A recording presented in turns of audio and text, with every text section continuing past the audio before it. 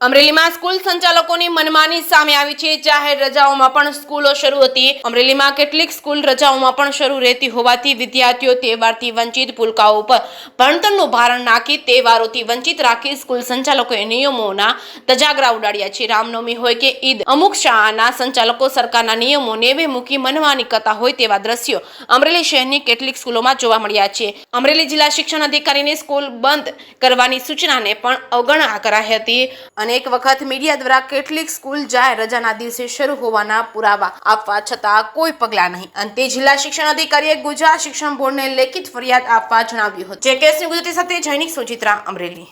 આવતીકાલે 6 કે 7 સ્કૂલો ચાલુ હતી। એ સાથે 7 સ્કૂલોમાં અમારા કર્મચારીને અમે મોકલ્યા હતા અને સાથે 7 સ્કૂલો ચાલુ હતી। આજે અમે એને બોર્ડમાં દંડ માટેની જોગવાઈ માટેની ભલામણ કરતો પત્ર લખી દઈએ છીએ અને એને તાકીદ કરતો પત્ર સાથે સાથે એને પણ લખી દઈએ છીએ।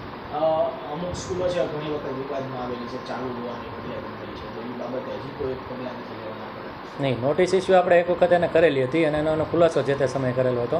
આ વખતે આપણે હવે એને બોર્ડને જાણ કરીએ છીએ કે ફરજિયાતપણે આને દંડ કરે અને જો વધારે પડતી આની આ પ્રક્રિયા ચાલુ રાખે તો એને માન્યતા રદ કરવાની કાર્યવાહી કરવામાં આવે। કાલે જે જાણવા મળ્યું એ પ્રમાણે સરસ્વતી, પાઠક, ઓક્સફર્ડ, વિદ્યાસભા, સંકુલ, પ્રજ્ઞા અને વિદ્યાગુરુ જેવી સ્કૂલો ચાલુ હતી। કઈ સ્કૂલો સામે કડક કાર્યવાહી થશે? નહીં, બધી સ્કૂલો એક સાથે બધી સ્કૂલો થશે।